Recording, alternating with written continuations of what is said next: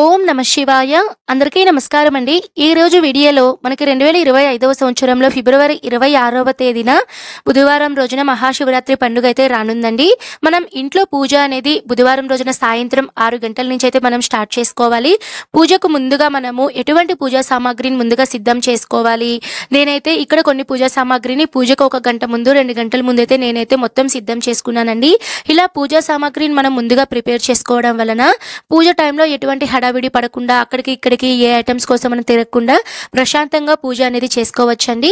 మరి ఏ సామాగ్రి తీసుకోవాలో అవి నేను ఇప్పుడు తెలియజేస్తాను.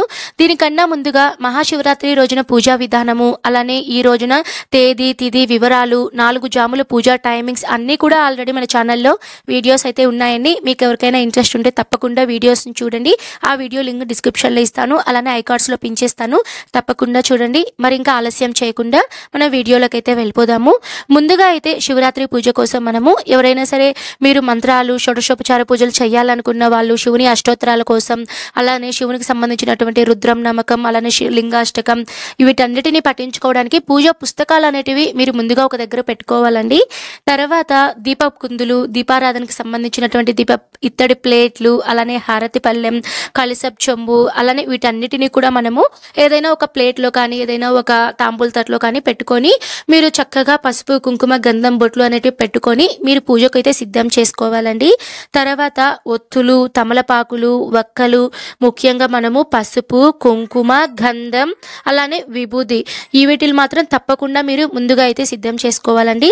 తర్వాత పూజలో మీరు ప్రత్యేకంగా పంచహారతలు ఇలాంటివన్నీ ఏమన్నా మీరు చేసుకోవాలని అనుకుంటే వాటిని కూడా మీరు ప్రిపేర్ అనేది చేసుకోవచ్చండి. తర్వాత నువ్వుల నూనె, తర్వాత నేనైతే ఇక్కడ పెద్ద దీపపు కుందులు అయితే ఏర్పాటు చేసుకుంటున్నాను కాబట్టి ఈ పెద్ద దీపపు కుందులు కూడా చక్కగా పసుపు కుంకుమ అయితే పెట్టుకున్నానండి. తర్వాత ఏదైనా సరే నైవేద్యాలకు సంబంధించి మీరు పండ్లు ఏదైనా పెట్టాలి అని అనుకుంటే అరటి పండ్లు కానివ్వండి, లేదా యాపిల్, బత్తాయిలు ఏవైనా సరే మీరు ముందుగా అయితే మీరు పక్కన పెట్టుకోవాలండి.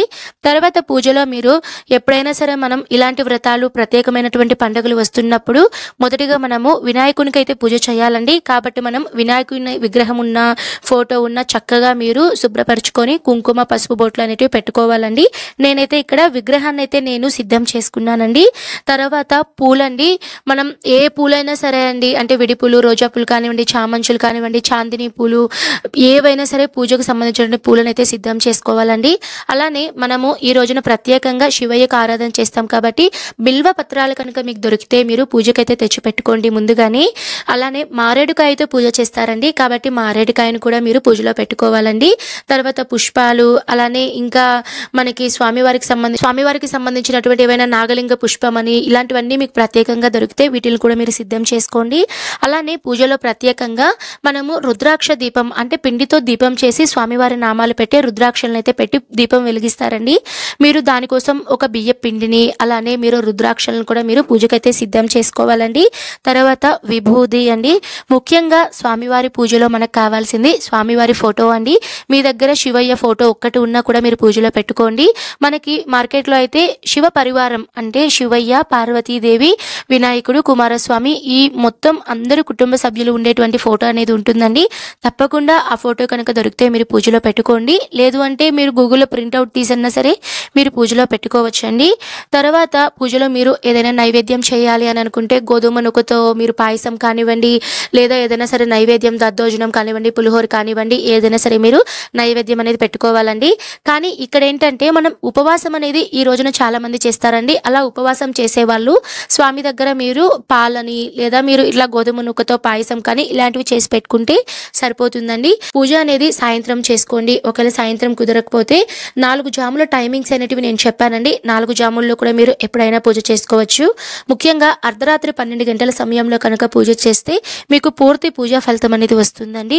చాలా శక్తివంతమైన రోజు అండి, చాలా శక్తివంతమైనటువంటి శివరాత్రి.